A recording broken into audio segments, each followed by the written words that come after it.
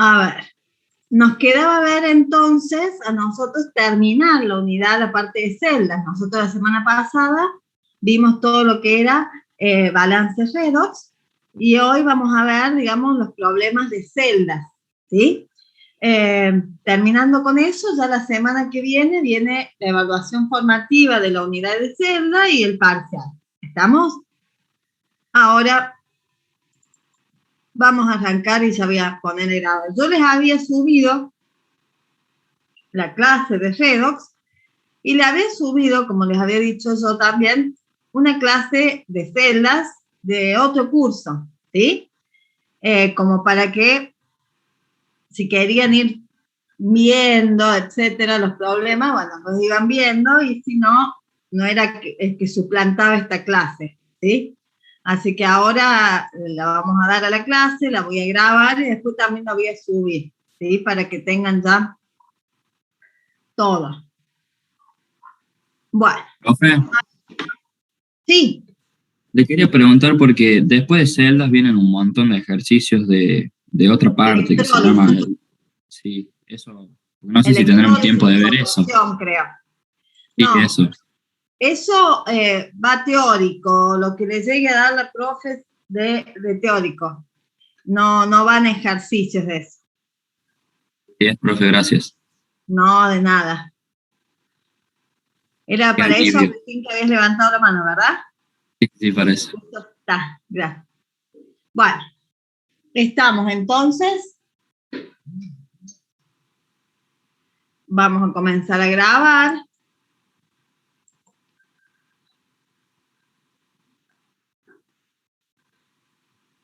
Bueno, ahí está. A ver, antes de entrar con celdas, hay entre el balance redox, ¿sí?, que vimos, y celdas, hay unos ejercicios que se llaman espontaneidad de redox, ¿sí?, que son muy útiles también para anticipar, digamos, lo que es una celda. A ver, todo forma parte de la misma unidad, que es la unidad de electroquímica, es decir, donde hay reacciones redox, ¿sí?, en donde hay transferencia de electrones. En la primera parte de ejercicios, el balance redox significaba que uno tenía que balancear de una manera, de un método particular, una reacción redox de transferencia de electrones, ¿sí? Pero hacía hincapié solamente en el balance de esas reacciones y no en el uso que puede tener una reacción redox, ¿sí?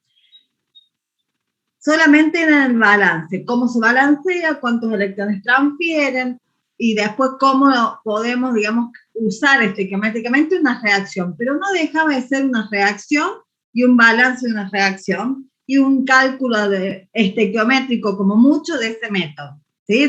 Luego de haber balanceado la reacción por ese método.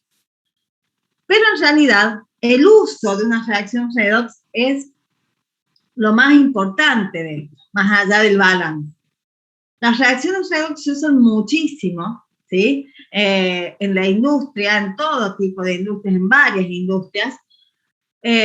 Tenemos reacciones redox en la industria alimentaria, bueno, en la industria metalúrgica, en el tema de protección para todo lo que es la parte eléctrica o de corrosión, o sea, para todo lo que es también en la rama de ustedes la construcción, y evitar lo que es la oxidación de determinados metales que justamente sufren una reacción redox, ¿sí? Entonces es muy útil la aplicación de esta unidad, ¿sí? A ver, ¿qué pasa? Cuando nosotros tenemos que hay sustancias que tienen facilidad, ¿sí?, para ganar electrones y reducirse, y por lo tanto cuando lo pongo en contacto con otra, la otra sustancia no le va a quedar otra que oxidarse, ¿sí? Vemos que en las reacciones redox hay una cosa comparativa, es decir, alguien tiene mucha facilidad para una cosa y se lo puede usar a eso. Entonces acá es muy importante el tema de las tablas de potenciales de reducción. Aunque son tablas de potenciales de reducción, esas tablas nos van a dar un indicador de quiénes tienen facilidad para la reducción, pero a la vez también nos van a dar un indicador de quién tiene facilidad para la oxidación. Porque en realidad como son reacciones opuestas, aquel que tenga mucha facilidad para la reducción significa que tiene poca capacidad de oxidarse. Y eso es un buen dato. Y aquel que tenga mucha facilidad para, o muy poca capacidad para la reducción, significa que tiene mucha capacidad para oxidarse. O sea, lo cual, si no queremos que se oxide, está complicado. Entonces, las tablas de potenciales redox son muy útiles, porque no solamente me dicen un número, un potencial que se puede usar, sino que me marcan una tendencia. Y entonces yo tendré que ver, a ver, si yo quiero, por ejemplo, proteger un metal, que lo usan, por ejemplo, a ver, en los pilares que se construyen en una casa para darle luz a una casa, ¿sí?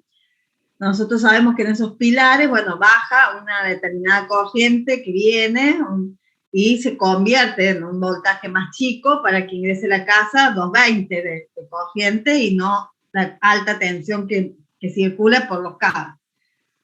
Bueno, en esos pilares, ¿sí?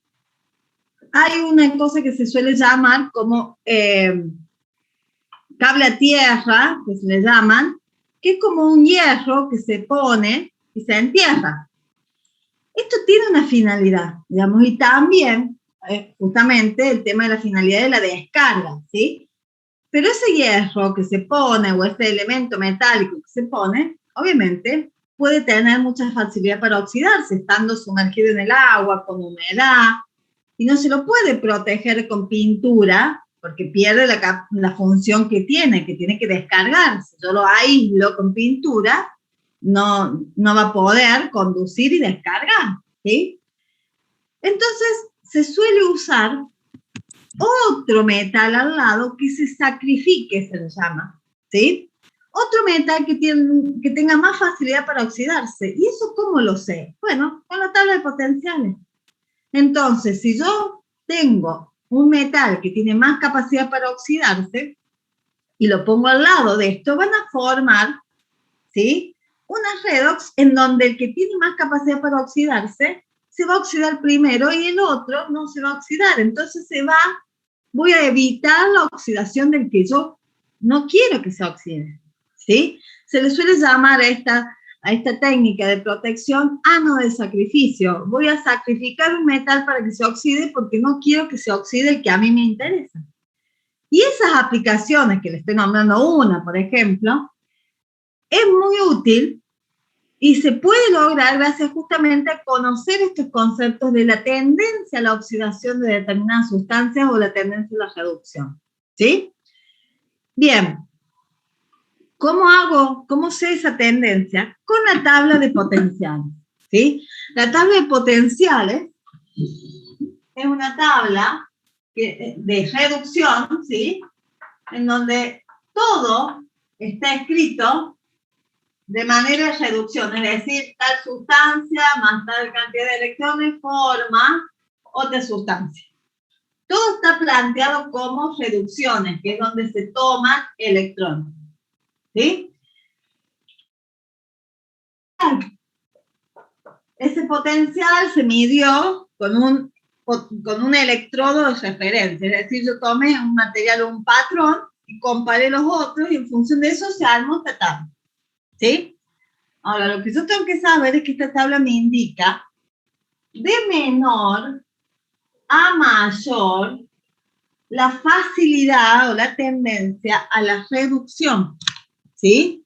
De menor a mayor la facilidad o tendencia a la reducción. Con lo cual, si yo veo que una sustancia tiene mucha tendencia a la reducción, significa que tiene poca a la oxidación.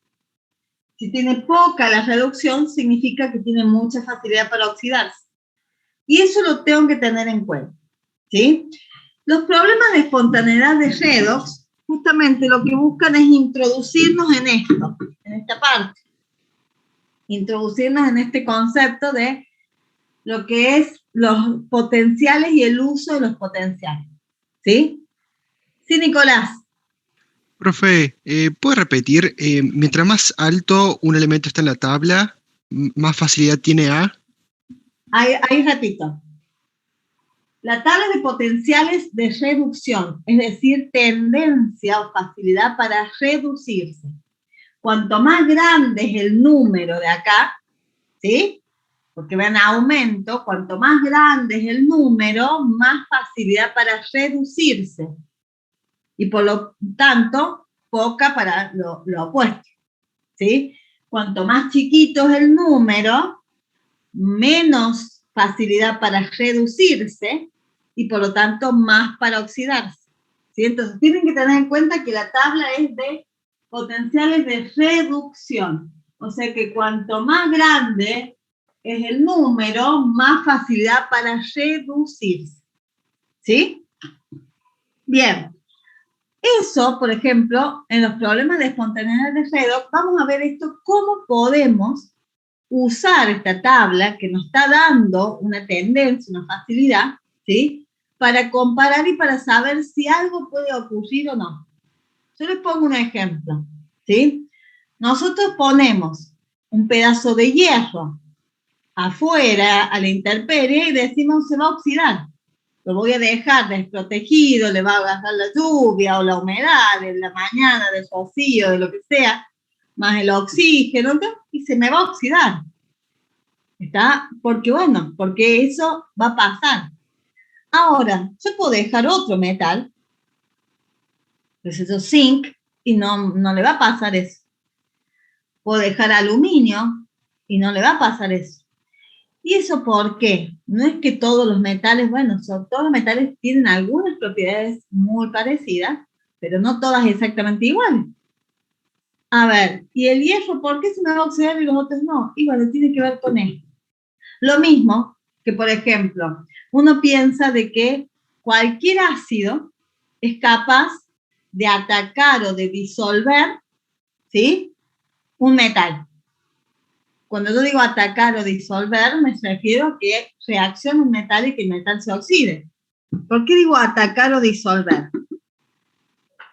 Cuando hay una oxidación, supongamos que el hierro sólido se me oxida a hierro más 2 y libera 2 electrones, ¿sí?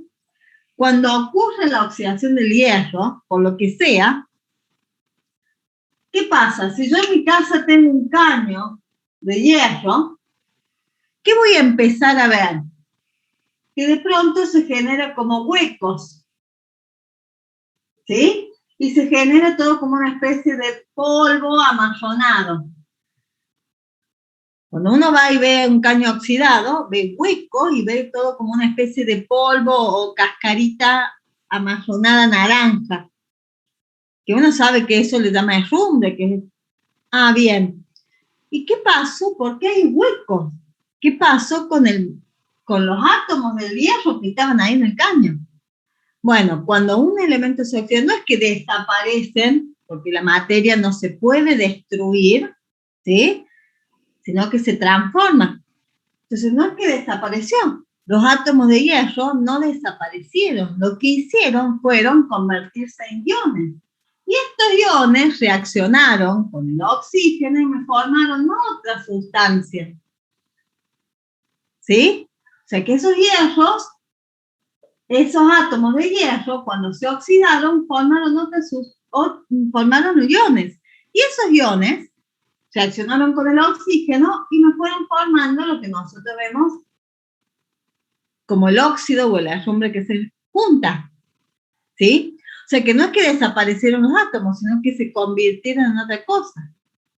Y lo mismo pasa si yo, por ejemplo, a un metal lo ataco con ácido, ¿sí?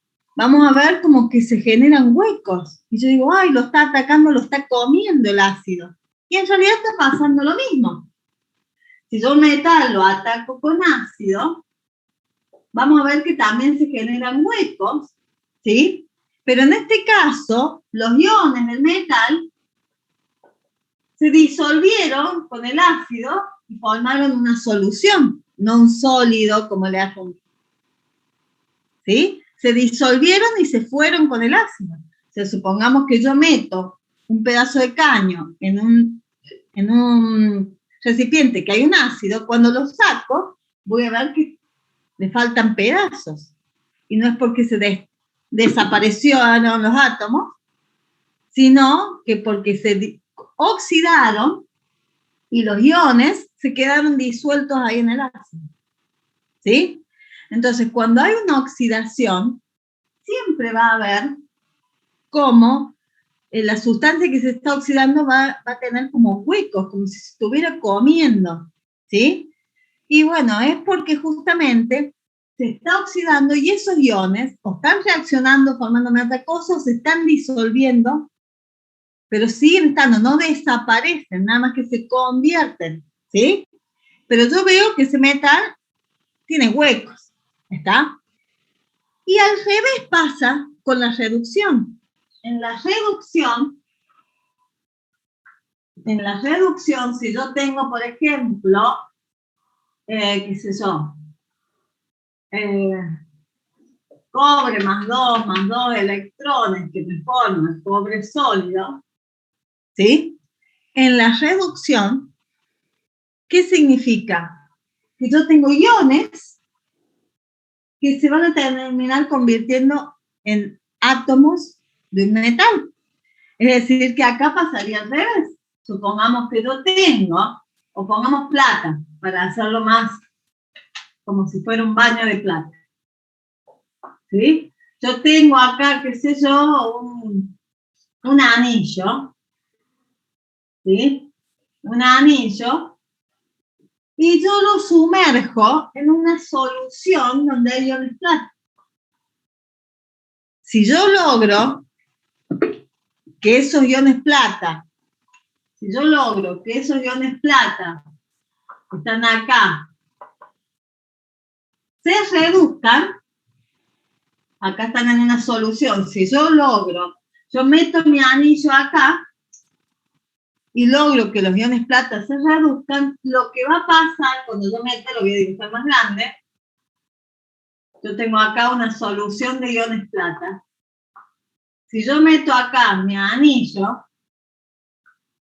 ¿sí? Y yo logro que haga esto la plata, o lo que sea, ¿sí? ¿Qué va a pasar? Los iones que están en la solución se van a ir depositando alrededor de mi anillo. Entonces, fíjense que en la reducción pasa al revés que en la oxidación. En la reducción, el metal se va formando. O sea que si yo tengo algo acá, se le va formando una capa de metal arriba, en la superficie. En la oxidación se van generando como huecos, como si desaparecieran los átomos. ¿Sí? Y en la reducción se van generando átomos de metal y se van depositando sobre una superficie. ¿Sí? Bueno, por eso digo, estos principios de lo que es aprovechar esto de la reducción y la oxidación, se usa también para hacer ahora todo lo que es el cromado, ¿sí? Para depositar un metal sobre otro. ¿Y por qué se va a depositar? Y porque estoy haciendo que se reduzca. Estoy haciendo que iones de un metal que estaba en una solución se terminen depositando como metal sólido. Y eso es gracias a usar los principios de la electroquímica, de la oxidación y la reducción. ¿Sí? Bien, entonces, fijémonos en los problemas de espontaneidad de redox. ¿Sí? Fíjense, a ver. Voy a tratar de hacer otros distintos a los de la clase grabada que yo les subí, que era con otro curso. Voy a tratar de hacer otros distintos a los que hice con ese curso, justamente para que tengan mayor cantidad de problemas resueltos. Con el otro curso había hecho el 18.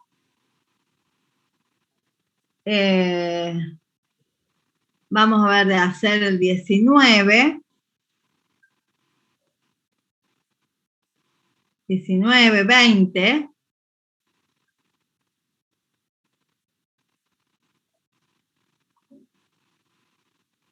no me acuerdo si es el 20 también, pero bueno, no importa.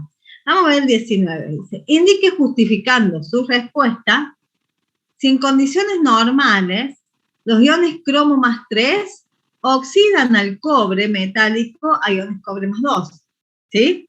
Entonces, yo quiero saber, básicamente, ¿qué me está diciendo esto? Yo quiero saber que si pongo cobre sólido en contacto con iones cromo, quiero saber si el cobre se va a poder oxidar a cobre más 2. O sea, que lo que me está planteando es que yo quiero que el cobre se oxide. Y le voy a poner con iones cobre, con iones cromo. Bien, entonces, ¿cómo planteo eso? Planteo lo que yo quiero. ¿Yo qué quiero en el ejercicio 19?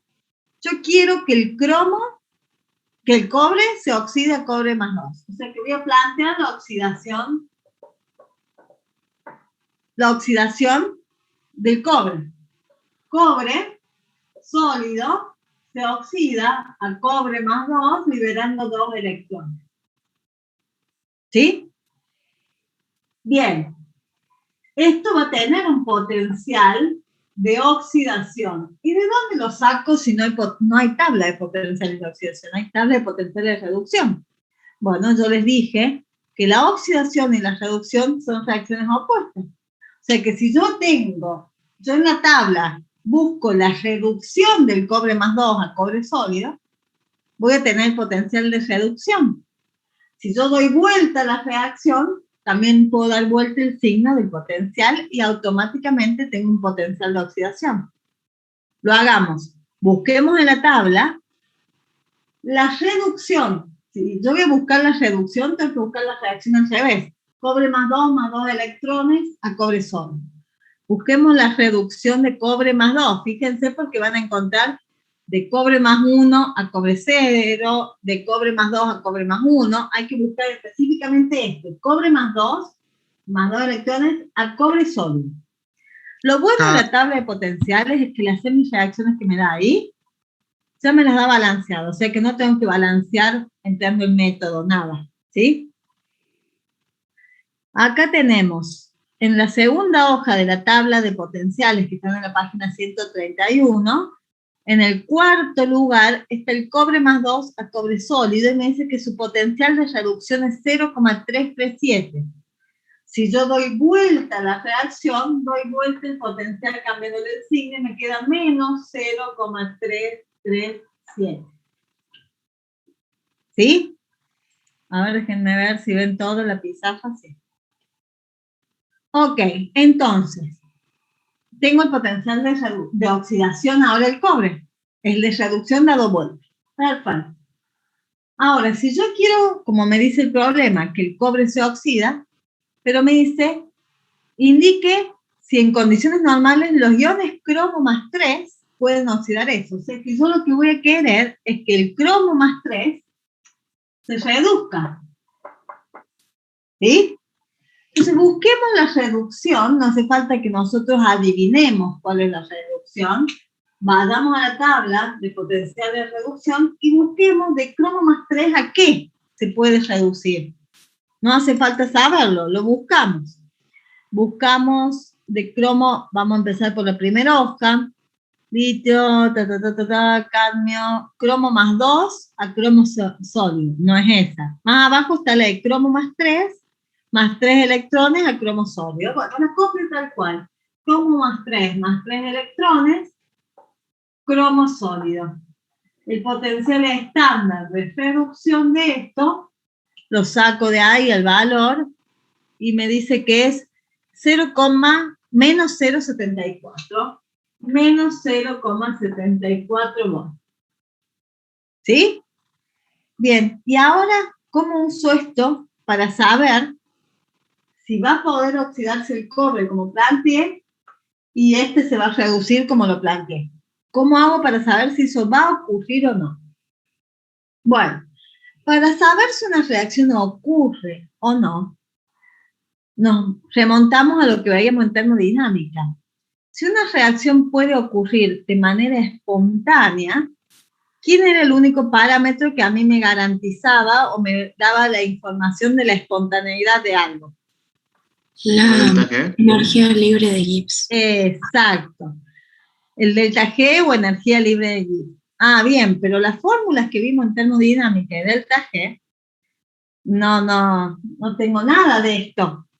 Bueno, hay una fórmula de delta G que relaciona delta G con los potenciales. Y hay una fórmula que se llama delta G igual a menos N por F por E. Esta es la fórmula que vamos a usar cuando queramos saber si una reacción es espontánea o no, es decir, si puede ocurrir espontáneamente o no. ¿Sí? Porque a mí me dice, indique si esto va a pasar. Y para yo indicar si esto va a pasar, me tengo que basar en si va a ser espontáneo. ¿Sí?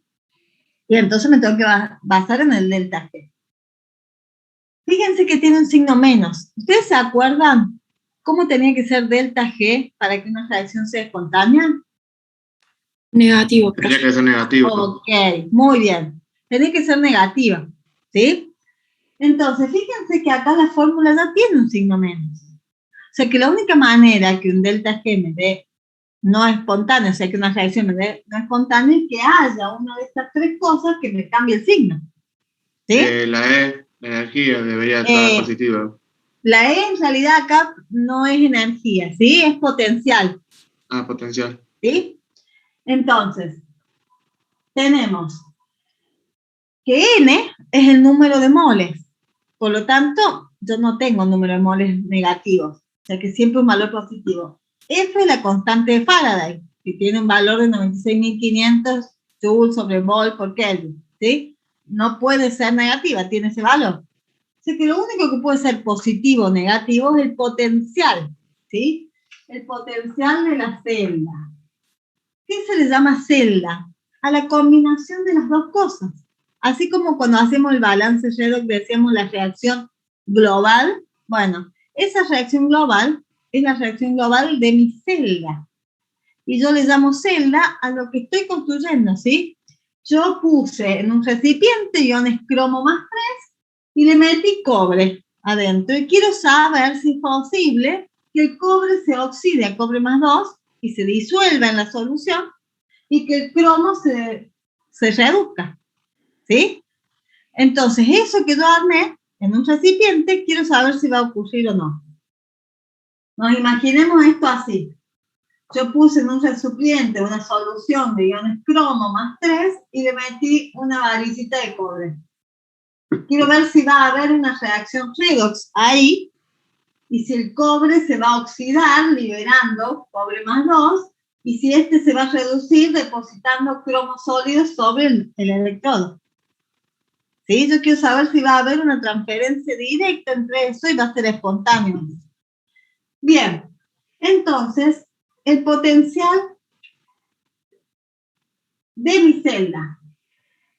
Bien, entonces, el delta G lo voy a calcular con el potencial para que no se confundan de energía, ¿sí? Entonces, ¿cómo obtengo este potencial? Bueno, yo sé que necesito este potencial global para calcular esto y saber si va a ser espontáneo o no. Bueno, así como en las reacciones redox, nosotros sumábamos las dos semireacciones para obtener la reacción global, que en este caso sería la reacción global de mi celda, ¿sí? Sumamos, pero para sumar, ¿qué tenemos que fijarnos? Fíjense que yo le dije que ya me da las semireacciones balanceadas, pero no significa que me dé los electrones balanceados. Acá tengo 2 y acá tengo 3. Para que justamente yo tenga una transferencia de electrones, tiene que haber la misma cantidad.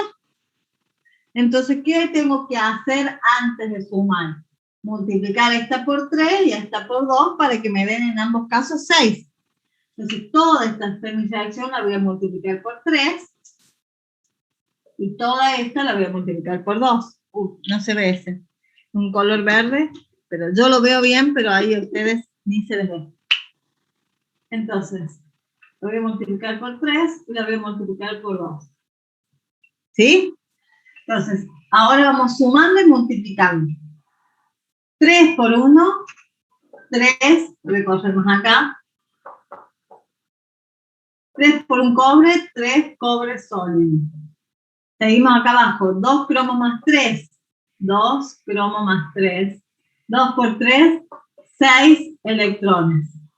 Vamos del otro lado de los productos, 3 por 1, 3 cobre más 2, 3 por 2, 6 electrones, y 2 por 1, 2 cromo sólido. Bien, se me simplifican los electrones y me queda balanceada esta reacción global de mi celda. Ahora, así como yo sumé las dos para obtener la global, tengo que sumar los dos potenciales, respetando sus signos, para obtener el potencial global de mi celda. Cuando no me quedó lugar ahí, lo voy a hacer acá abajo. El potencial global de esta celda me va a dar la suma de esos dos. Menos 0,337 menos 0,74. ¿Sí? Entonces tenemos menos 0,337 menos 0,74. Me da un total de menos 1,077. ¿Sí? Entonces, menos 1,077 volts. Ese es mi potencial estándar global de la celda.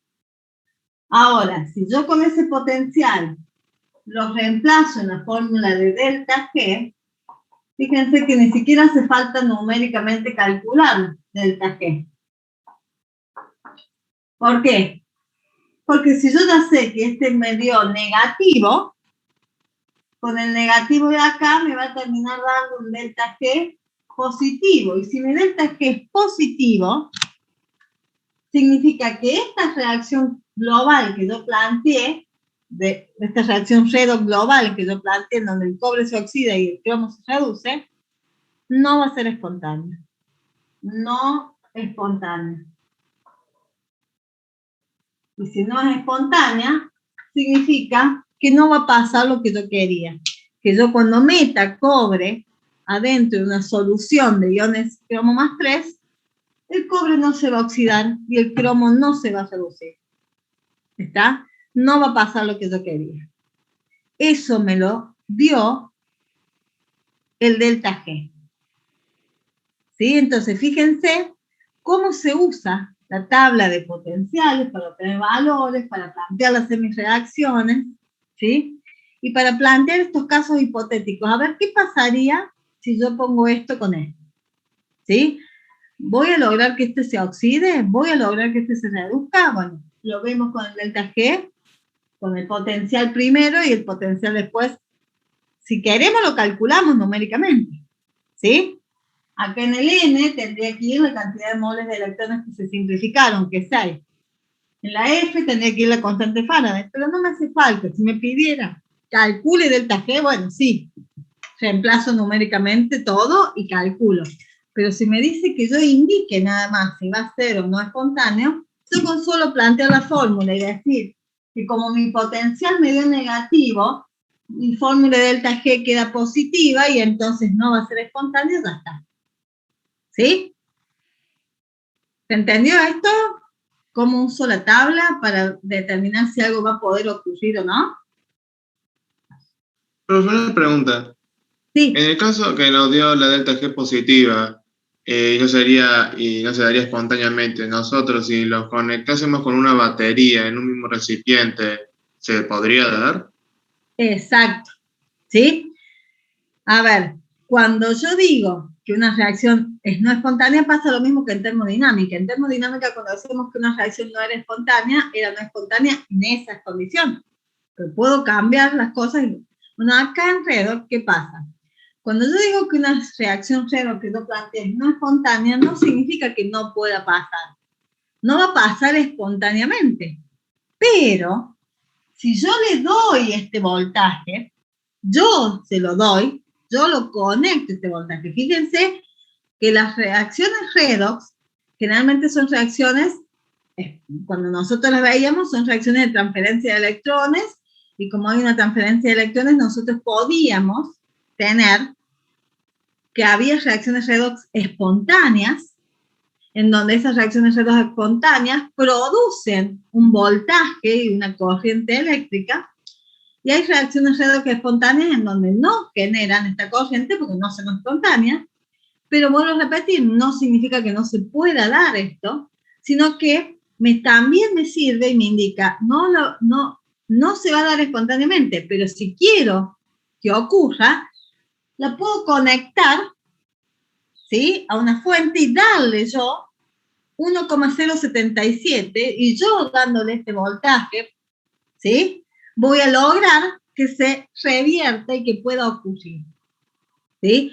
Entonces, cuando una reacción es no espontánea, se puede lograr la espontaneidad, o mejor dicho, se puede revertir, ¿sí?, dándole un voltaje. Justamente, lo que sigue de celdas, como habrán visto en el teórico, nosotros tenemos dos tipos de celdas o pilas, ¿sí? Las celdas o pilas galvánicas o voltaicas, que son espontáneas, en donde una reacción química me produce energía, y esa energía se puede almacenar en una batería, ¿sí? Y tenemos las celdas electrolíticas, en donde no son espontáneas, no me producen energía, al contrario, necesito yo darle energía para que ocurra lo que yo quiero, ¿sí? Esto que yo les ponía el ejemplo del baño de plata sobre algo, ¿sí? O el cromado que se hace, o el fincado, técnicas que requieren de que un metal se deposite sobre otro. No siempre son espontáneas las reacciones esas, porque no siempre voy a tener que el metal que yo quiero recubrir tiene facilidad para reducirse, a veces no. Entonces, muchas veces, de hecho, si alguna vez van a una planta donde hacen todos estos tratamientos, van a ver que hay unos piletones grandes en donde se los conecta a un voltaje para que pueda ocurrir, porque no es espontáneo, ¿sí? El cromado, el que se deposite cromo sobre una sustancia metálica para darle protección, no es espontáneo siempre. A veces se le tiene que dar un voltaje. Entonces, es verdad lo que vos decías recién. A ver, que no sea espontánea no significa que no vaya a poder ocurrir, sino que también me está diciendo, no va a ocurrir sola. No es que yo pongo esto con esto y listo, y ocurrió. Y se dio una redox y generó energía. No. Me está diciendo que no va a pasar eso. Pero si yo quiero que sí o sí pase esta reacción, voy a tener que conectarle una fuente que me genere este voltaje para que pueda revertirse y ocurrir la reacción. ¿Sí? Sí, profe, muchas gracias. No, de nada. Vamos con, a ver. Vamos nomás con espontaneidad de redox, y va a ser 2 de espontaneidad de redox, pero vamos a uno nada más, así pasamos a celdas, ¿sí? Igual ya agarrándole la mano a estas celdas es fácil. Vamos con el 23, que más o menos tiene esto de lo que yo les planteaba. Dice, el 23, indique si el agregado de ácido clorhídrico 1 molar a un trozo de cobre metálico o un trozo de zinc metálico provocará la disolución de los metales. ¿Sí? Entonces, básicamente son dos reacciones distintas. Yo quiero saber si el ácido clorhídrico me puede atacar al cobre o me ataca al zinc, al níquel, perdón. ¿Sí? O sea que yo tengo cobre y lo sumerjo en ácido clorhídrico y quiero saber si ese cobre, ¿sí?, dice, provocará la disolución del metal. ¿Qué significa que provoque la disolución? Lo que me está diciendo es que yo quiero saber si este cobre se va a oxidar liberando iones cobre más 2 que se disuelvan en el ácido. ¿Sí? O sea que yo quiero saber si el cobre se va a oxidar cuando yo lo ponga en contacto con ácido. Profe, ¿Sí? disculpe, ¿en qué ejercicio estamos? 23 de espontaneidad de redox. Ah, buenísimo, gracias. Entonces, lo que me está planteando, me dice, indique si el agregado de ácido clorhídrico 1 molar a un trozo de cobre provocará la disolución, ¿sí? Lo mismo después tengo que hacer el mismo análisis con el níquel. Son dos análisis separados, porque yo voy a ver qué pasa cuando yo ataco el cobre con el ácido y qué pasa cuando ataco el níquel con el ácido, ¿sí? Si yo quiero disolver el metal, ¿qué significa disolver el metal? Quiero que el cobre sólido se convierta en iones cobre que se disuelvan. O sea que lo que yo voy a querer, ¿sí?, saber es si el cobre se va a poder oxidar al cobre más 2 para que se disuelva en el ácido. Es decir, yo quiero saber si el cobre se va a poder oxidar cuando yo lo ataque con el ácido, ¿sí? Bien, entonces, voy a borrar el dibujito. Tenemos cobre, que yo quiero saber si se va a oxidar, liberando cobre más 2 electrones, ¿sí? Voy a buscar después el potencial de reducción y lo voy a dar vuelta, pero eso me encargo después. Ahora, cuando yo lo ataco con el ácido clorhídrico, si yo quiero que el cobre se oxide, significa que necesito que uno de los elementos del ácido se reduzca, ¿sí? Veamos los estados de oxidación. El hidrógeno está con más 1 y el cloro con menos 1. El cloro se puede reducir a un número negativo más grande, o sea, de cloro menos 1 puede pasar a cloro menos 2 o a cloro menos 3. Fíjense en los estados de oxidación del cloro. No se podría agregar cloro 2. No se puede, o sea, ahí el cloro 2 tiene 0, entonces se le agrega un electrón. Pero la tabla no dice en ningún lado menos 2. En lo de oxidación. Vos estás hablando de cloro con subíndice 2, que es cloro gaseoso, ¿sí? Ese. Ahora, pero eso no es reducirse, o sea, eso es oxidarse, porque si yo pongo que de menos 1 pasa a cloro, no, sí, te estaría oxidando. Está aumentando, ¿sí? Lo que yo les preguntaba es, fijándose en la tabla de números de oxidación, ¿el cloro menos 1 tiene chance de reducirse a un cloro menos 2 o a un cloro menos 3? ¿Tiene otros estados de oxidación negativo el cloro? No, profe, menos 1 es el más bajo. Ah, está. Entonces, si yo quiero que el cobre se me oxide, y necesito que uno de estos dos se me reduzca, el cloro no se me puede reducir a más nada, porque ya está en el valor más chico, ¿sí? O sea que cuando yo lo someta a la acción del ácido, el cloro no va a poder hacer nada, ¿sí? No se va a poder reducir. Ok, entonces yo voy a plantear la reducción del hidrógeno. ¿Cuál es la reducción del hidrógeno? Bueno, el hidrógeno se puede reducir tomando electrones a hidrógeno gaseoso, pero voy a necesitar 2 protones, 2 electrones. Esta es mi reacción de reducción del hidrógeno, también la podemos sacar de la tabla. Y el potencial de reducción de esto se conoce como electrodo de referencia, esta semireacción. Y tiene 0 volt el potencial de reducción, ¿sí? Bien, entonces busquemos el potencial de oxidación del cobre en la tabla. De oxidación, nos va a figurar el de reducción y nosotros dijimos que lo tenemos que dar vuelta. De cobre más 2 electrones a cobre sólido, la reducción es 0,337, dado vuelta me quedaba menos 0,337 volt. ¿Sí? Bien, entonces, si yo sumo para obtener la reacción global de mi celda, justo acá la cantidad de electrones ya no tengo que multiplicar por nada. Voy a tener cobre más 2 protones más 2 electrones, me formo iones cobre más 2 electrones más hidrógeno gaseoso. Sumo los potenciales estándar y obtengo el potencial global de mi celda, y me va a dar menos 0,337 más 0, me queda el menos 0,337 volts. Veo que como el signo de mi potencial es negativo,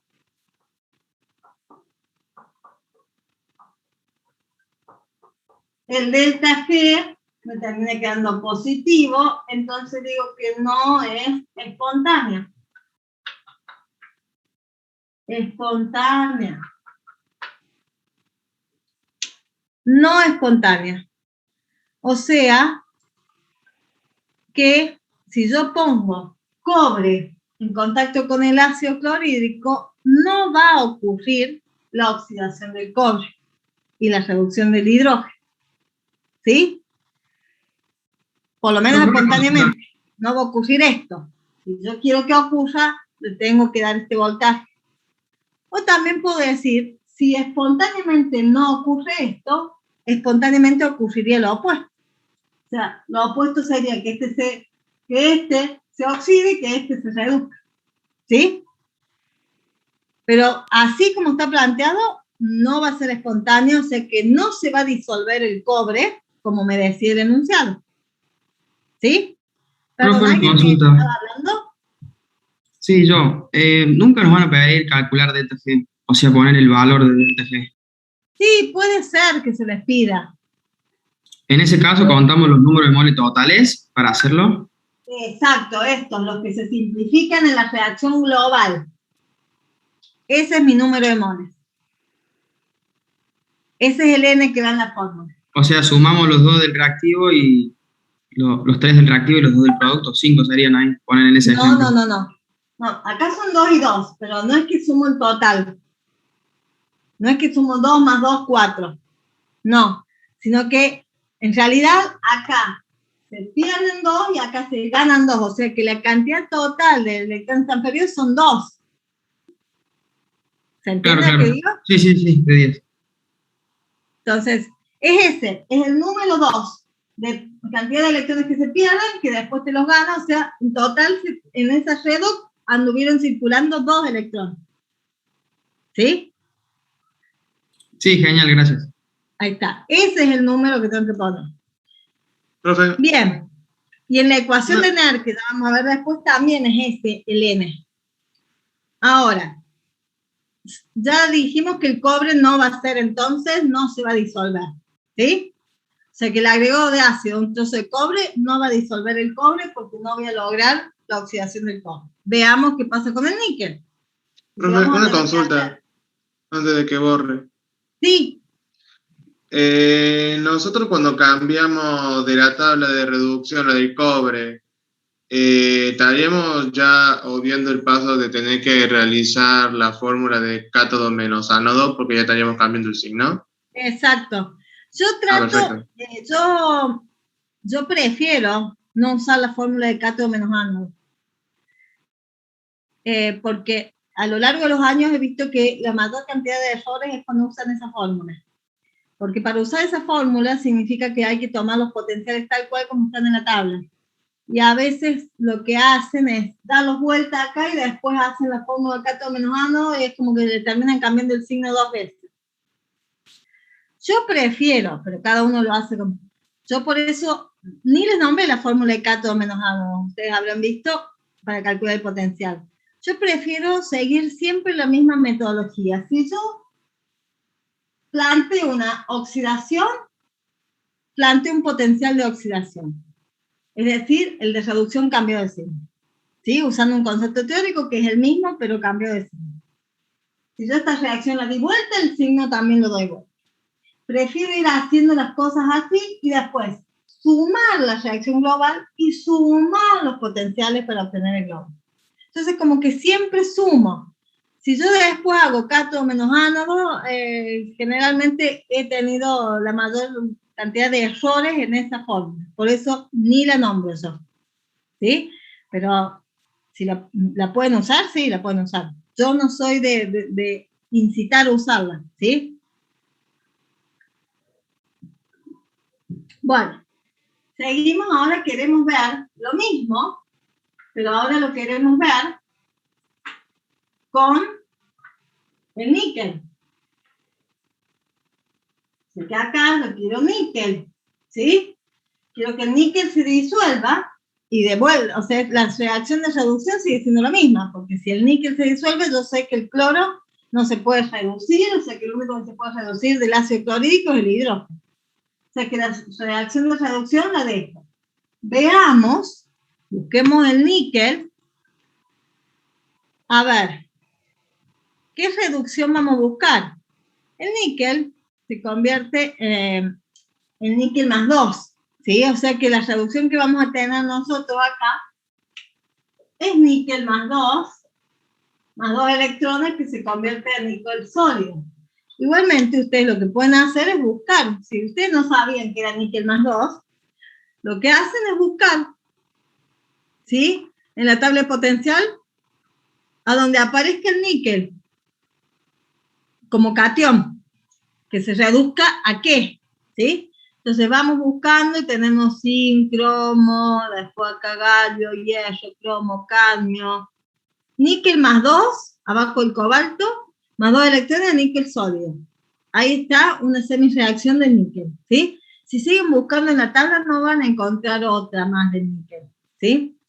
Y si encuentran otra más del níquel, no importa, pueden trabajar con esa otra, porque acá no les está diciendo de níquel más 2 partir a níquel sólido. Sí le está diciendo de que ustedes tienen níquel sólido, ¿sí? O sea que acá si es níquel 2, níquel 3, níquel 4, no importa. Cambiarán los potenciales, ¿sí? Bien, entonces, de níquel más 2 electrones de níquel sólido, la reducción, o sea, la reacción inversa, tiene un potencial de menos 0,25, o sea que si yo la doy vuelta acá, me queda 0,25 positivo. El potencial de oxidación. Por lo tanto, si yo planteo mi reacción global de mi celda, vamos a tener níquel más 2 protones, más 2 electrones, iones níquel más 2 electrones, más hidrógeno. Y el potencial global me va a quedar 0,25 más 0, 0,25 volts. Como es positivo, ¿qué va a pasar con el delta G? Menos N por F por E. Como esto es positivo, el delta G se mantiene negativo y entonces digo que sí va a ser espontáneo.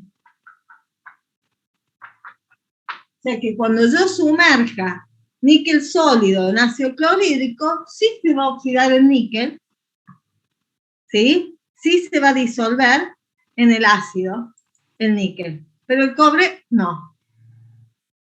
Y eso me lo dio esto. ¿Sí? ¿Se entendió? ¿Me pudieron seguir bien, chicos? Sí, profe. ¿Cómo se usan las tablas para ver esto?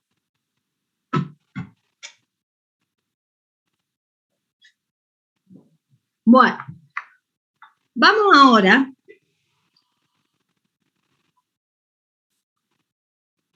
a ver celdas, ¿sí?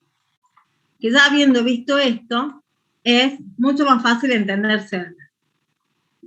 A ver, ¿qué pasa? Las celdas usan, nosotros acá vimos una reacción redox en un mismo recipiente, ¿sí? Yo planteaba esto, las reacciones redox que vimos acá recién, se referían a que yo tenía un recipiente con una solución de ácido clorhídrico y sumergía níquel ahí y ocurría una transferencia de electrones acá mismo, ¿sí? Bueno, las celdas utilizan las reacciones redox, pero lo que hacen es separarlas en dos semiceldas, ¿sí? A la reacción global las separan en dos. Entonces, yo voy a tener que en un lado, volviendo al ejemplo del níquel, voy a tener níquel, por ejemplo, ¿sí? Sumergido, ahora estoy buscando el filo. Níquel sumergido en una solución de iones níquel, y acá supongamos que teníamos el hidrógeno, como estaba recién, ¿sí? El hidrógeno y acá la solución de iones. O sea que yo voy a tener la semireacción de oxidación y de reducción separadas en dos compartimentos. Y bueno, ¿y cómo se va a dar la transferencia de electrones si están separados? Si el níquel se va comiendo y se va oxidando a níquel más 2, ¿los electrones a dónde se van? Los electrones se van a través de un alambre conductor, llegan desde acá donde ocurre la oxidación, van a través de ese alambre a llegar acá. Cuando lleguen acá, los iones hidrógeno que están, los van a tomar y van a formar, bueno, más hidrógeno, que no es un sólido, pero bueno, ¿está? Van a formar más hidrógeno. Entonces, para que esto funcione, la reacción redox funcione, cuando están en compartimentos separados, necesitamos dos cosas fundamentales. El alambre conductor por donde va a circular y un puente salino que me cierra el circuito. Si no, es como si estuviera abierto, como si fuera un circuito eléctrico en donde yo tengo un cable cortado por algún lado. ¿Sí? Se va a cortar. Bueno, para que este proceso, este ciclo se dé, necesito sí o sí el puente salino. ¿Sí? Si yo le saco el puente salino, el circuito se abre y se detiene la pila o la celda. Entonces, las celdas son reacciones redox en donde en un recipiente voy a tener la oxidación y en el otro la oxidación. En donde tengo en el otro la reducción. En donde ocurre la oxidación se le llama ánodo y donde ocurre la reducción se le llama cátodo. ¿Sí? Bien. Entonces, cuando nosotros veamos los problemas de celda, nosotros tenemos distintas situaciones. A mí me puede decir, arme una celda, ¿sí? Y si yo la voy a armar, ¿qué voy a buscar? Pedazos de sólidos de distintos metales, que me diga el problema, soluciones donde están esos iones, ¿sí? ¿Y por qué voy a buscar soluciones donde están esos iones? Y porque yo voy a necesitar iones en solución, porque yo no sé, hasta que yo no vea los potenciales, yo no sé si este se reduce a níquel sólido o si el níquel se convierte en esto. O sea que yo tengo que tener, sí o sí, las dos cosas, para que de acuerdo, yo armo el níquel y de acuerdo al que tenga acá, yo voy a poder hacer que el níquel se oxide y libere iones, o si acá tengo otra sustancia que tiene más facilidad para la oxidación, este se va a oxidar y el níquel se va a tener que reducir. Entonces, no es que el níquel va a ser siempre lo mismo, es siempre comparativo, depende de quién tengo al lado. El níquel tiene un potencial de reducción, ¿sí? Y depende de quién ponga al lado, el níquel se va a poder reducir o se va a poder oxidar en comparación con el otro, porque siempre el que tenga más tendencia a la reducción se va a reducir. No se trata de que, yo lo pongo en el ánodo y se va a oxidar, sí. No, el ánodo de tu pila se va a formar naturalmente con el que se oxide. Y el cátodo de tu pila se va a formar naturalmente con el que se reduzca. O sea que si yo tengo dos vasitos por separado, no se trata de que acá dibujo el ánodo y acá dibujo el cátodo. Va a ocurrir que este va a ser tu ánodo, si este tiene más facilidad para oxidarse que este. Si no, los electrones van a fluir al revés y este será tu ánodo y este será tu cátodo. O sea que no es cuestión de a dónde lo dibujes, sino tener bien en claro que comparativamente, ¿quién tiene facilidad para oxidarse? Bueno, entonces este va a ser mi ánodo de la pila y los electrones van a salir desde ahí, van a ir al cátodo. ¿Sí? Entonces, no se confunde, si siempre la mayoría de los dibujos de pilas es ánodo de este lado, cátodo de acá. ¿Está bien? ¿Sí?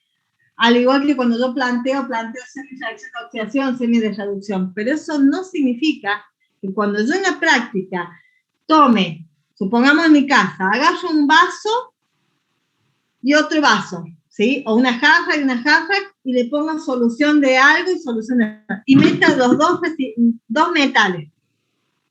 Cuando yo los conecte, No es que sí o sí el vaso de la izquierda va a ser el ano, no, yo los voy a conectar y van a fluir los electrones de acuerdo al que tenga más facilidad para oxidarse, ¿sí? Esté en donde esté ubicado mi vaso, ¿sí? Entonces, cuando uno tiene que armar una pila, va a buscar armarla de manera espontánea, es decir, poniendo al que tiene más facilidad para oxidarse en la oxidación y al que tiene menos facilidad para oxidarse o más facilidad para reducirse en la reducción. Entonces, cuando uno va a armar una celda, la arma así espontánea. Basándonos en los potenciales, pongo el que tenga más facilidad para reducirse en la reducción y el que tenga más facilidad para oxidarse en la oxidación, ¿sí? Entonces, de esa manera yo me aseguro que mi potencial de la celda me dé positivo y que mi delta G me dé negativo y que mi reacción sea espontánea. Bueno, esas son los tipos de celdas galvánicas, ¿sí? Ahora vienen los problemas. Cuando a mí me dice, usted tiene esto y esto, ustedes la van a armar de manera galvánica siempre, espontánea siempre. Ahora, si a mí me dice, como en el caso de recién, yo quiero, como en uno de los problemas de espontaneidad, quiero que el cobre se oxide, ¿sí? Entonces, yo veré, si a mí me da una semi-reacción ya planteada, una pila ya planteada, significa que quiere que yo la arme de esa manera. Y no la voy a cambiar. Si a mí me dice, quiero que el cobre se oxide y que el zinc se reduzca, por ejemplo, y bueno, yo lo tengo que armar así. Y bueno, los potenciales me dirán que no es espontánea, pero yo la tengo que armar así y decir que no es una pila espontánea y va a ser electrolítica y que necesito darle un voltaje para que ocurra. Pero no es que yo lo voy a cambiar. Si a mí me dice, hazme una pila en donde el cobre se oxida y el zinc se reduzca, yo la tengo que armar así. Ahora, cuando me dice, usted tiene cobre y zinc, lo armo de acuerdo a los potenciales, ¿sí? Entonces, vamos a ver. Los primeros problemas como el 24, 25, 26, ¿sí? Justamente me pide que yo arme la pila. En el 24, que yo arme, dice, construya una celda donde en un compartimiento tenga zinc en solución de nitrato de zinc, en otro níquel con solución de nitrato de cloruro de níquel. El 25, yo tengo electrodos de plata y de zinc y quiero generar una pila, o sea que yo la voy a armar. En el 26, se considera una pila en donde un electrodo es magnesio con solución de nitrato de magnesio y el otro de cadmio con solución de nitrato de cadmio, ¿sí? Calcula el potencial de la celda y dibuje el cato, el ano y el... Vamos a hacer el 26. El 24, 25 y 26 son del mismo estilo, ¿sí? ¿Por qué?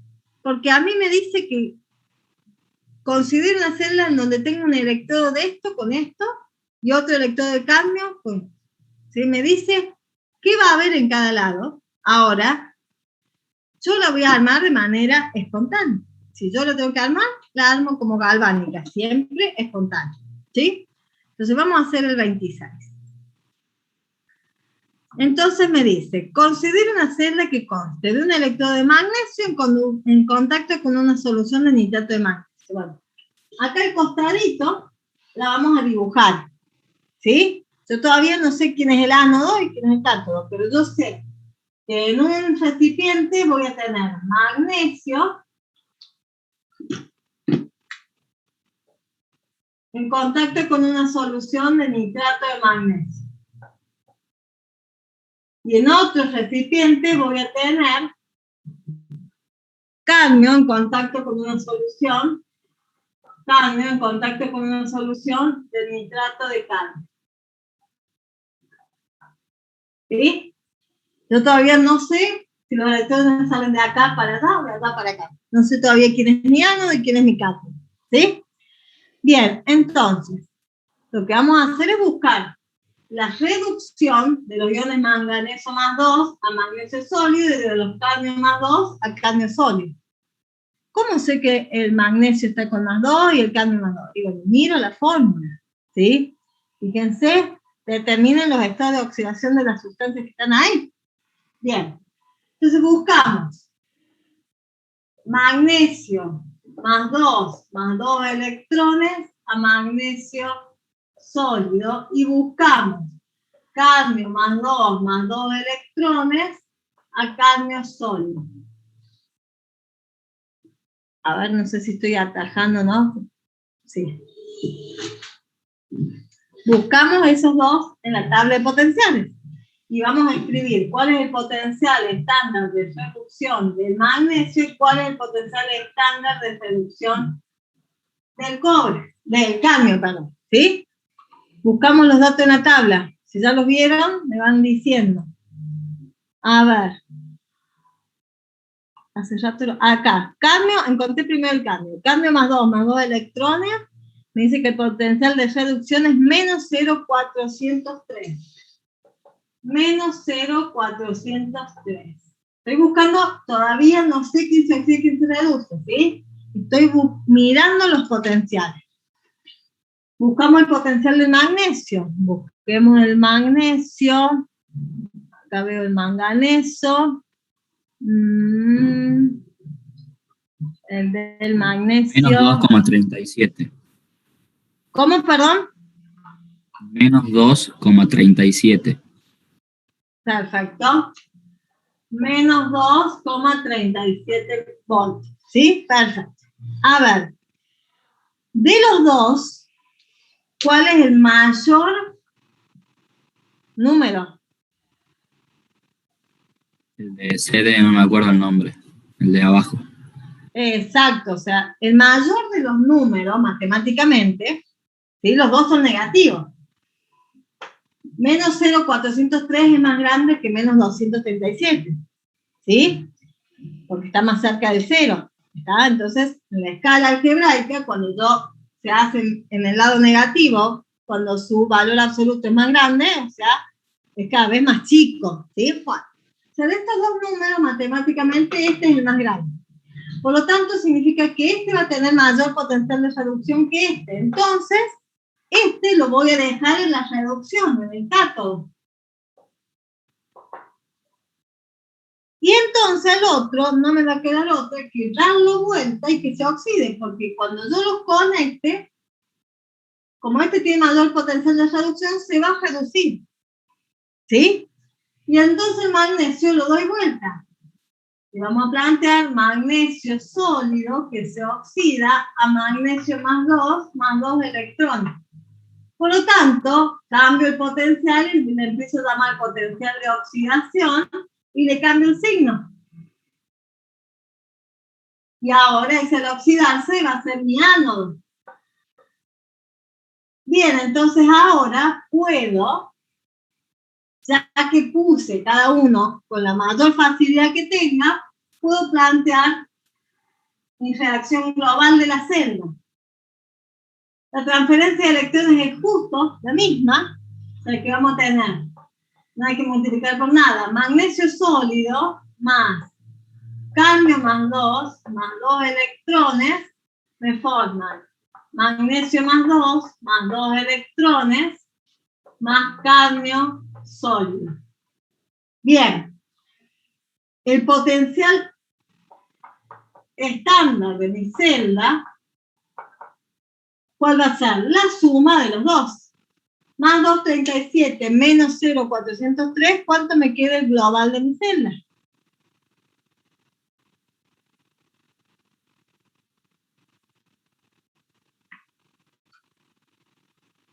2,37 menos 0,403, 1,967. 1,967 voltios. ¿Sí? Bien, entonces, ¿qué me pedía el problema? Me pedía, considere una celda que conste un electromagnesio, y después calcule el potencial estándar para la celda y dibuje un diagrama representando el cátodo, el ánodo y la dirección de flujo de electrones. Ahora que ya sé quién es el cátodo y quién es el ánodo, debajo de eso yo voy a escribir quién es el cátodo y quién es el ánodo. El ánodo es este, el del magnesio, y de acá van a salir los electrones y van a ir hacia allá. Y este va a ser mi cátodo. Y le voy a dibujar un puente salino. ¿Sí?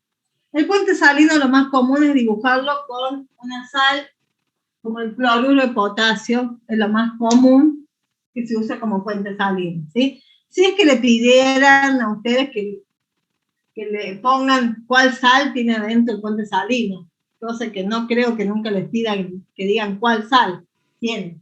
Mientras sepan de que para que esta celda galvánica funcione y genere este voltaje, tiene que haber un puente salino, ¿sí?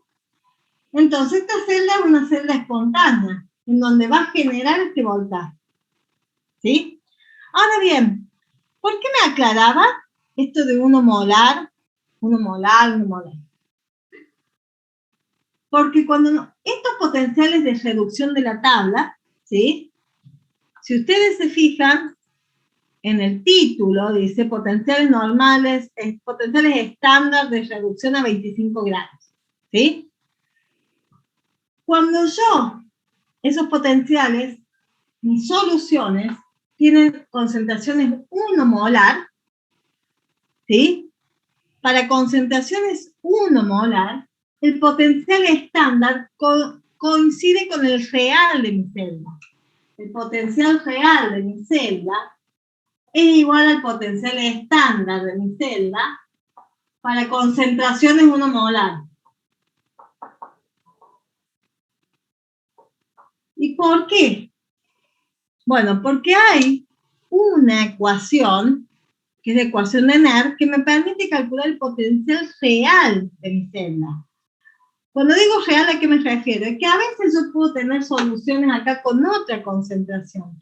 Y las concentraciones de millones pueden hacer variar el potencial que yo voy a estar leyendo en el tester.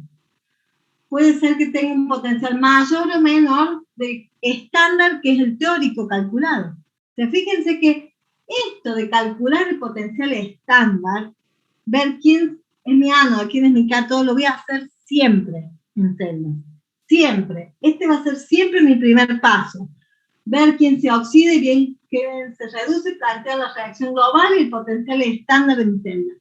Siempre lo voy a tener que hacer.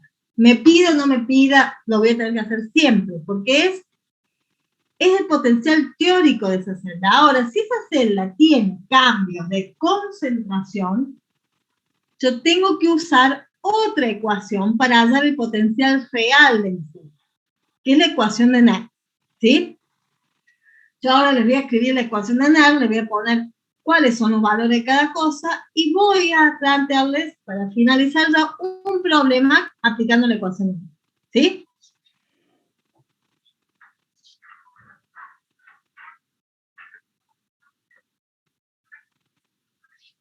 La ecuación de NER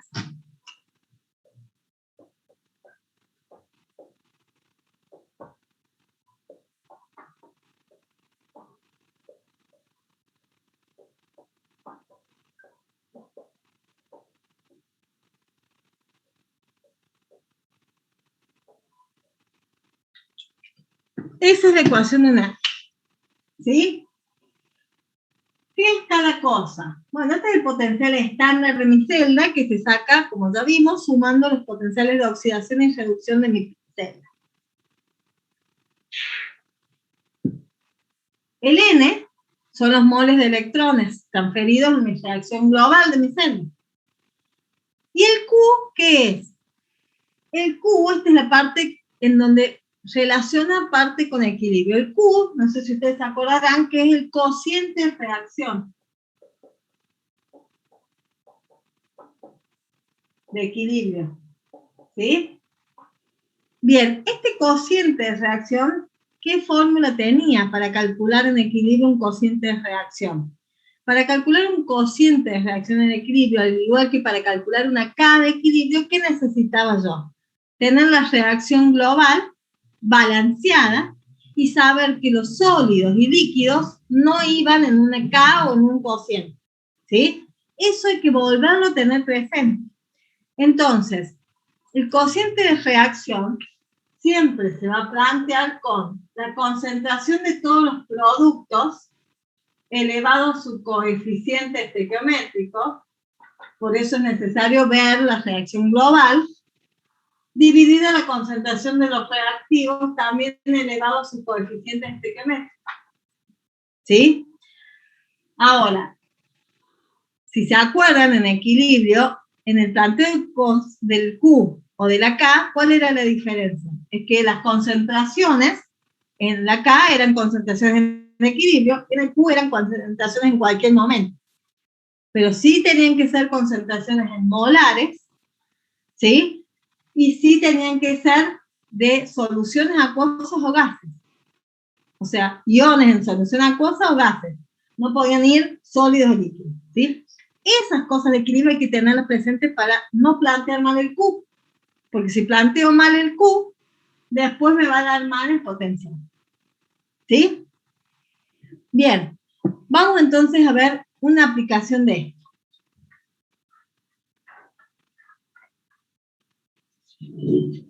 Un problema donde apliquemos la ecuación de NER para hallar el potencial de una celda cuando las concentraciones son distintas, cuando varían las concentraciones de los iones de la solución. ¿Sí? Ahí les digo cuál hacemos.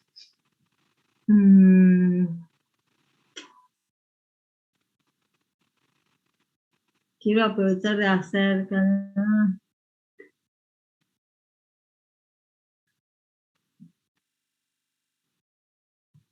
Bueno, vamos a hacer el 31, que creo que es el que estaba hecho. Bueno, vamos a hacer, estaba hecho como ejemplo, pero vamos a hacer entonces el 30, vamos a hacer el 30, y yo le voy a agregar un par de cosas al 30, ¿sí? El 30 me dice, calcula el potencial de una celda que está constituido por, o sea, lo que yo quiero calcular es el potencial de la celda, y tengo una semicelda o hemicelda en donde tengo zinc en contacto con iones zinc, y tengo la otra semicelda cobre en contacto con iones cobre más 2. ¿Sí? Y me dice que la concentración de los iones zinc es 0,25 molar y que la concentración de los iones cobre es 0,15 molar. El diagrama me dice, pero igual, yo en el diagrama puedo ver que el zinc se oxida porque del zinc salen los electrones, pero no me importa, igual yo voy a determinar eso, ¿sí? Ya estoy viendo que me da concentraciones distintas a 1 molar, o sea que yo voy a tener que sí o sí calcular el potencial real con esta concentración. Yo en el ejercicio anterior les había puesto que el potencial real era igual al estándar porque las concentraciones eran todo 1 molar, ¿sí? Me olvidé de aclarar eso. ¿Por qué? Cuando planteamos la ecuación de NER,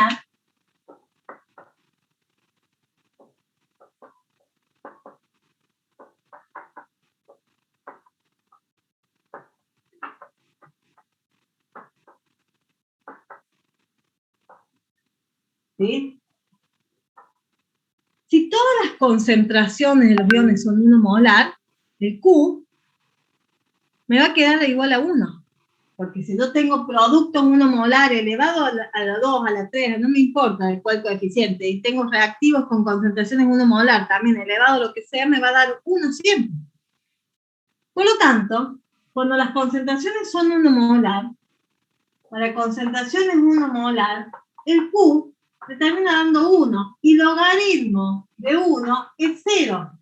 Entonces, cuando las concentraciones son 1 molar, esto se me hace 0, por lo tanto, todo el segundo término se me va, y por eso es que el potencial que yo voy a medir en el tester me coincide con el potencial teórico. ¿Sí? En cambio, cuando las concentraciones no son 1 molar, este término no se anula, y yo voy a medir un potencial en el tester que va a ser distinto de este. Podrá ser menor o mayor, porque hay logaritmos que me cambian el signo. ¿Sí?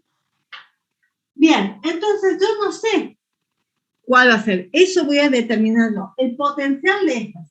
Bien, entonces siempre empezamos planteando las dos semi-reacción de reducción y viendo quién se reduce y quién se oxida. Entonces planteamos la reducción del zinc, zinc más 2 electrones a zinc sólido, y después cobre más 2 electrones a cobre sólido. Buscamos los potenciales estándar, reducción de cada cosa, y en función de eso decidimos quién se oxida y quién se reduce. ¿Sí? Bien, porque me dice calcula el potencial de estas semiceldas y yo lo voy a armar. ¿Sí? Entonces, buscamos el del zinc. Zinc más 2 a zinc sólido estaba hace un ratito y era menos 0, acá está, menos 0,763. Menos 0,763 volts. Y el del cobre era el 0,337, ¿no era ese el del cobre? Sí, el del cobre 0,337 volts. Bueno, vemos claramente que el cobre tiene mayor potencial de reducción, o sea, más facilidad para reducirse. Entonces el cobre lo vamos a dejar que se reduzca en el cátodo. Y este lo vamos a hacer que se oxide en el ánodo, o sea que lo vamos a dar vuelta. Vamos a poner zinc sólido, se convierte en zinc más 2 electrones, y el potencial de oxidación termina siendo cambiado de zinc. Planteamos la reacción global de mi celda, se transfieren la misma cantidad de electrones, o sea que no tengo que multiplicar por nada, y me queda zinc sólido más iones cobre más 2 electrones, se convierte en zinc más 2 electrones más cobre sólido. Bien, los 2 electrones son los que se transfieren, entonces se simplifican. Así me queda mi reacción global y así vamos a plantear mi potencial estándar de la celda. ¿Sí? Me queda 1,1 volts. Esto, vuelvo a repetirlo, lo hacemos en pilas siempre. Siempre me va a hacer falta. Ahora bien, mi potencial real medido con el tester no va a ser este, porque tengo otras concentraciones. Entonces tengo que aplicar la ecuación de Nernst. Para aplicar la ecuación de Nernst me hace falta el potencial de la celda, me hace falta el N, que lo saco desde acá, que son 2, y me hace falta el logaritmo de Q. Q y el logaritmo de Q. Entonces, vamos a borrar todo esto y vamos a dejar esto. Logaritmo de Q todavía no lo sé. Tengo que plantear Q. Bueno, planteemos el Q para esa reacción. Para esta reacción de acá, ¿cómo me queda planteado el Q? Q me queda igual. Estos son iones en solución acuosa, o sea que va concentración de iones zinc elevado a ¿qué? Al coeficiente estequiométrico 1. El cobre sólido no va en el planteo de Q. Sobre el zinc sólido no va en el planteo de Q. Y acá tenemos los iones cobre más 2 también elevados a su coeficiente estequiométrico 1. Así me queda el planteo del Q. ¿Sí? Bien, vamos a reemplazar. Q, la concentración de zinc es 0,25 y la concentración de cobre es 0,15. ¿Cuánto me da el Q? Tenemos 0,25 dividido en 0,15, 1,67. 1,67. Bien, ¿y el logaritmo de Q? Logaritmo entonces de 1,67 me da 0,223. Entonces, 0,223. Ya tengo el Q, el logaritmo de Q. Recién ahí, que ya tengo todo, el potencial estándar, el N y el logaritmo de Q, voy a ir a aplicar la ecuación de Nernst, para lo cual borro ya acá arriba.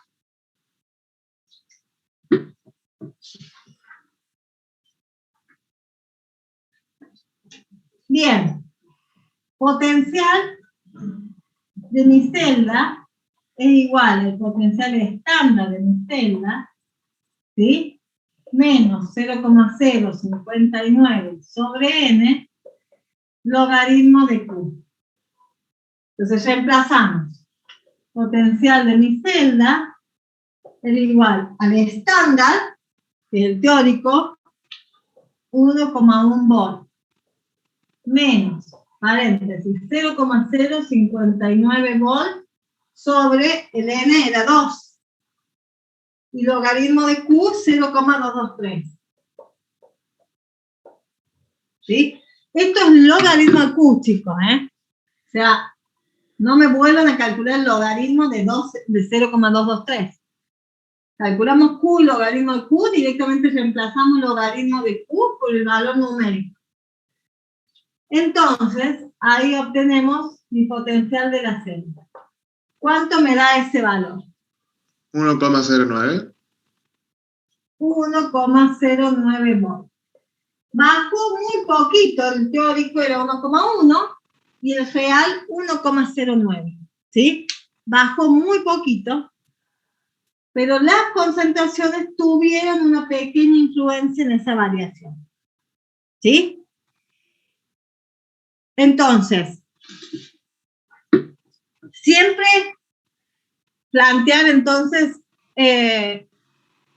las semireacciones, el potencial estándar de toda mi celda, y si mis concentraciones son distintas a 1 molar, entonces voy y aplico la ecuación de Nernst. Si me dijera si esa celda es espontánea, bueno, calculo el delta G, ¿sí? O si me pide calcular el delta G, lo calculo. Si no me pide calcularlo, no lo calculo, pero utilizo la fórmula para decir que como el potencial es positivo y el delta G tiene fórmula negativa, ¿sí? Pero cuando yo voy a usar el concepto de delta G para decir que es espontáneo o no, tengo que usar el potencial real, ¿sí? Cuando las concentraciones son 1 molar, el potencial real de mi celda es igual al teórico, el estándar, ¿sí? Lo vimos porque el Q se hacía 0. El Q se hacía 1 y el logaritmo de Q 0. Entonces, por eso es que cuando nosotros veíamos en espontaneidad de redox, si podía ser, lo trabajamos con el estándar nada más, ¿sí?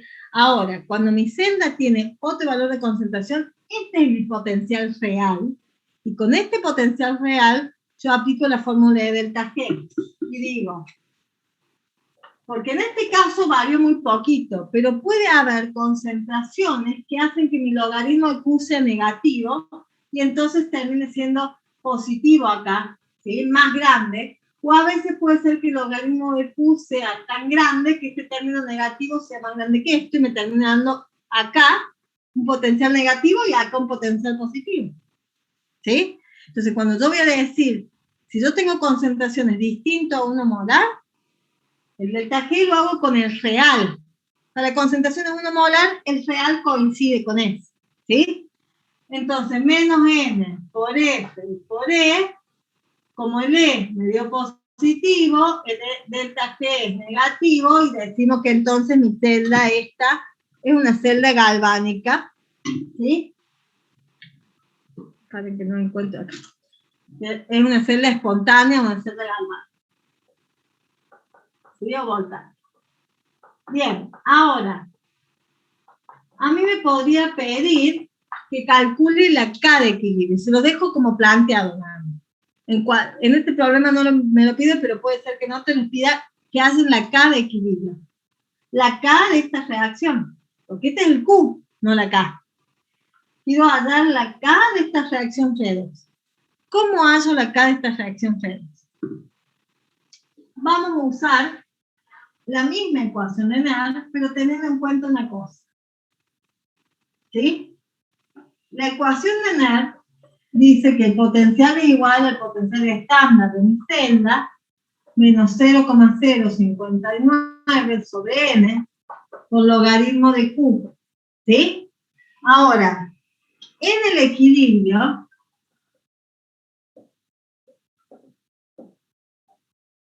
cuando la reacción redox alcanzó el equilibrio, el potencial real que mide el tester es 0.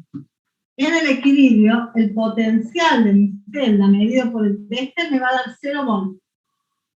O sea que yo puedo poner 0 igual a potencial estándar de mi celda, menos 0,059 volts sobre n, y como vamos a estar en el equilibrio, el logaritmo pasa a ser de k en vez de q. O sea que yo puedo modificar la ecuación de NER en el equilibrio. En el equilibrio, el potencial de mi ecuación de NER es 0 y Q se reemplaza por K. Entonces, yo puedo, y lo voy a dejar representado nada más, despejar K. Paso este término para allá. Me quedaría 0,059 volts sobre N por logaritmo de K igual al potencial estándar. Necesito dejar logaritmo de K solo. Para despejar logaritmo de K, paso el N que está dividiendo, multiplicando y esto dividiendo. Entonces me queda potencial estándar de mi celda por N sobre 0,059 volts. Entonces, fíjense que de esta manera, si yo conozco el potencial estándar de esa celda, la cantidad de electrones que se transfieren en la reacción de la celda, puedo dar logaritmo de K y después, con la inversa, el logaritmo con la función antilogaritmo, puedo hacer K. ¿Sí? Esto es por si se lo piden algún problema. No los quiero retrasar más, que sé que tienen parcial ahora y en un rato también. Así que los dejo, chicos. Que les vaya muy bien. Les deseo el mayor de los éxitos. Bueno, Gracias, profe. Gracias. Buen día.